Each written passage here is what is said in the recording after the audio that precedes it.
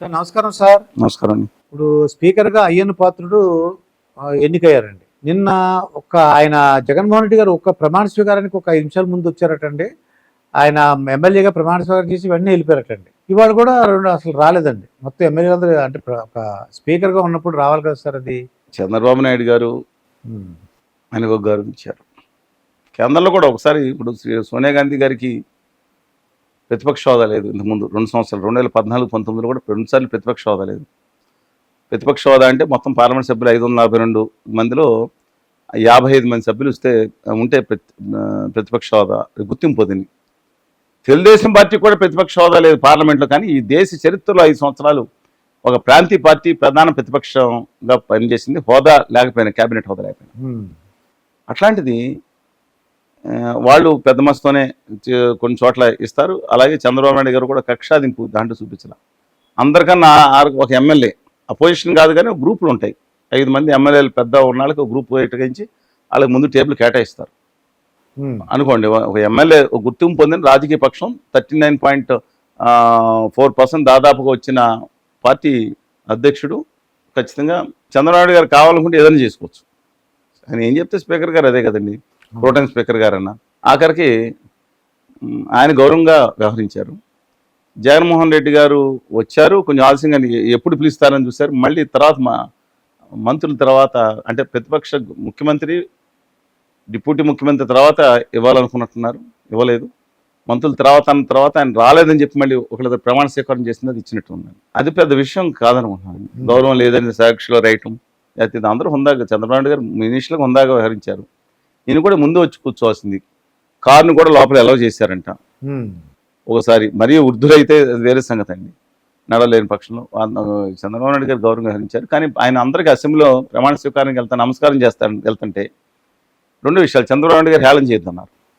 ఢిల్లీలో ఉత్తర భారతీయ జనతా పార్టీ వాళ్ళు ఎంత దారుణంగా సోనియా గాంధీ గారు వెళ్ళి ప్రమాణ స్వీకారం చేస్తే జై శ్రీరామ్, జై శ్రీరామ్, భారతమాత, ఎవరు కాదంటున్నారు భారతమాత కాదని, జిందాబాద్ అని వద్దంటారా? చాలా హేళన చేశారు. వాళ్ళకన్నా హుందాగా వ్యవహరించారని చెప్తున్నాను అసెంబ్లీలో. ఒకసారి పార్లమెంట్ నొక్కి చూసుకోండి. లాస్ట్ టైం సోనియా గాంధీ గారు 2 సార్లు ప్రమాణ స్వీకారం చేస్తున్నప్పుడు, లేదా మనీకా గాంధీ గారు వచ్చినప్పుడు ఒరిజినల్ గాంధీ ఏంటండి ఇదంతా? పార్లమెంట్లో జరిగిన సభ్యుల కంటే మన ఆంధ్రప్రదేశ్ శాసనసభలో సభ్యులు హుందాగా వ్యవహరించారు. Maybe what ever instructions maybe. కానీ చంద్రబాబు నాయుడు గారు అందరికీ కాదు, జగన్మోహన్ రెడ్డి గారు నమస్కారం పెట్టుకెళ్తుంటే నిమ్మల రామానాయుడు గారు, మా పాలకులకు వాళ్ళకి ఆచిత్యం ఎక్కువలేండి, ఆయన ఒక్కడే తిరిగి నమస్కారం పెట్టారు. మరి మిగతా వాళ్ళు నాకు కనపడలేదు, వీడియో 2 సార్లు చూశాను. సరే, ఆయన చేసుకున్న తర్వాత మళ్ళీ బయలుదేరి ఉండకుండా మిగతా వాళ్ళు ప్రమాణ స్వీకారం చేసి అయ్యేంతవరకు సభ ఉండకుండా వెళ్ళిపోయారు. చట్ట ప్రకారం దాన్ని చేసి. రెండోది, వాళ్ళ స్పీకర్ ఎన్నిక జరుగుతున్నప్పుడు హుందాగా ఉండాలంటే ప్రతిపక్షం వాళ్ళని కూడా కన్సిడర్ చేయాలి అని ఒకసారి చేయక్కర్లేదు. మేము ఇలా పెట్టుకుంటామని ఇన్ఫర్మేషన్ ఇస్తే సరిపోతుంటారు, ఫైన్. అది ఇవ్వలేదని వీళ్ళు, ఇంతకుముందు వాళ్ళు ఇవ్వలేదు. నువ్వు నేర్పిన విద్యగా నీరజాక్ష అన్నట్టు వాళ్ళు ఇవ్వలేదు. కానీ అల్టిమేట్గా ఏమైందండి, మొత్తం ఈయన వచ్చారు, వెళ్ళి ఆయన తీసుకెళ్లి స్పీకర్ పదవిలో, స్పీకర్ సభాపతి స్థానంలో కూర్చోబెడితే హుందాగా ఉండేది. జగన్మోహన్ రెడ్డి గారు ఆఖరి వరకుండా నిన్నే మాట్లాడుకుని బయలుదేరి అక్కడికి వెళ్ళిపోయినట్టున్నారు. వాళ్ళ సభ్యులను కూడా తీసుకెళ్ళమాకుండా వాళ్ళ సభను బహిష్కరించమన్నారంట. ఇది హుందాతనం కాదు. సరే, ఆయన స్పీకర్ దగ్గరికి వెళ్ళదంటే వైఎస్ఆర్ కాంగ్రెస్ పార్టీ వాళ్ళు స్టేట్మెంట్ ఇచ్చారు. వాళ్ళ లాస్ట్ టైం చంద్రబాబు నాయుడు గారు ఈయన సభలో లేకుండా ఏదో ఎవరిని పరామర్శించడానికి వెళ్ళాడు పులివెందుల. లాస్ట్ టైం సభలో ఉండి కూడా ఒక బీసీ ఆయన స్పీకర్ అవుతుంటే కనీసం అచ్చెన్నాయుడు గారిని వెళ్ళు, నేను రానని చెప్పి పంపించారు నాళ్ళు. మరి ఇవాళ ఆయన బీసీఏ కదండి. ఇప్పుడు వచ్చిన అయ్యన్న పాత్రుడు గారు కూడా బీసీఏ కదా. అందుకని కోఆర్డినేషన్ చేస్తున్నారు, హుందాగా వ్యవహరించాల్సింది. నేను ఒకటే చెప్తున్నాను, with due respects to everybody. ఒక్కసారి మీరు ఒడిశాలో నవీన్ పట్నాయక్ గారి గొప్పతనం చూడండి. ఎంత హుందాగా వ్యవహరించాడో. తన రాష్ట్ర హక్కుల కోసం పోరాడుతూనే కేంద్రంలో మోడీ గారిని ఒక విధానపరంగా నిర్ణయిస్తున్నారు. కొంచెం అతిగా ఉదారత చూపించారు, దాన్ని దెబ్బతిన్నారు. వేరే వాళ్ళు డూప్ చేశారు. వాళ్ళు నీతో పొత్తు పెట్టకుండా నీకెందుకు, నువ్వే మొత్తం అంతా చూసుకుందా కానీ చెప్పి లాస్ట్ మినిట్లో కాంగ్రెస్ దాకా వెళ్లకుండా వేసేసారు ఆయన.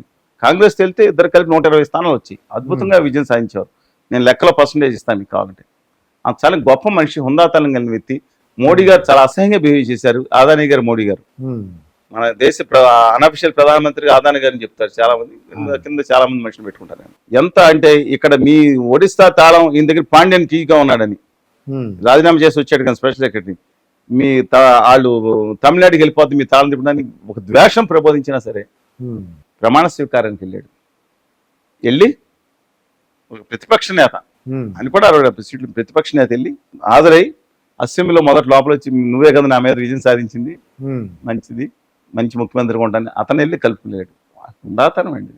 అదే. కేరళలో ప్రతిపక్ష నేత ఉమ్, అంటే మన ఆంధ్రప్రదేశ్లో విజయభాస్కర్ రెడ్డి గారు ఒక్కళ్ళు వెళ్ళారంట. ఓకే. ఇక్కడ ఇంతకుముందు కూడా వెళ్ళి ఉంటారు, నాకు గుర్తులేదు. ఏది ప్రమాణ స్వీకారానికి ఉమ్, ఓడిపోయిన ఆయన పక్ష నేత వెళ్ళి ఉందాగా ఆ విలువలు వేరండి. అవును. కేరళలో రమేష్ చెంతలను తీసుకుని విజయన్ గారు వరదలు వచ్చినప్పుడు ఆ ఫ్లైట్ ఎక్కిద్దరం తిరుగుదాం, చూసి వచ్చి మనం ఎలాగా ఏం చేయాలి నువ్వు కూడా సజెషన్స్ అని ఉమ్, ప్రతిపక్ష నేతను తీసుకెళ్లిన హుందాతనం కేరళలో ఉందండి. అదే. ఉమ్, మనకి ఎందుకు రాదు? పొద్దున్న సాయంత్రం వరకు ఏళ్ళ ఫ్యాన్స్ వాళ్ళ బూతులు తిట్టుకుంది, ఏళ్ళ బూతులు ఏంటండి? ఉమ్, హుందాతనం నాయకులు హుందాతనం కొరవండి. ఇవాళ దీంట్లో కూడా ఆ, ఎవరు జగన్మోహన్ రెడ్డి గారు చూపించిన కక్షాదింపు ఇక్కడ చూసారు, గాయపరిచింది. అది. ఉమ్, లోకేష్ గారు అది ఎలా మర్చిపోతాడండి? ఉమ్, చట్టసభల్లో తన తల్లికి జరిగిన అవమానాన్ని ఏ మనిషి అన్నా మర్చిపోతాయి. అవును. చట్టసభలో అది ఎక్కడన్నా ఓకే. బిడ్డ ఎలా అవుతాడు? ఉమ్, ఖచ్చితంగా లోకేష్ గారిని నేను తప్పట్ను, అవును. కడుపు గుండె గాయపడి ఉంది ఆయనకి. కానీ మిగతా వాళ్ళన్నా ఉమ్, కొంచెం ఉన్న కొద్దీ మన రాష్ట్ర అభివృద్ధి కోసం, ఆంధ్రప్రదేశ్ అభివృద్ధి కోసం, అలాగే తెలుగు జాతి తెలంగాణ కలిసి పనిచేయాల్సిన సమయం ఇది. కొంచెం వ్యవస్థను కాపాడదాం, వ్యవస్థను మనం కాపాడతాం. ఇదండి చలసాని శ్రీనివాస్ గారితో జరిగిన ఇంటర్వ్యూ. మరొక ఇంటర్వ్యూతో మీ ముందుంటాను. మీ మాస్టర్ దుర్గాప్రసాద్.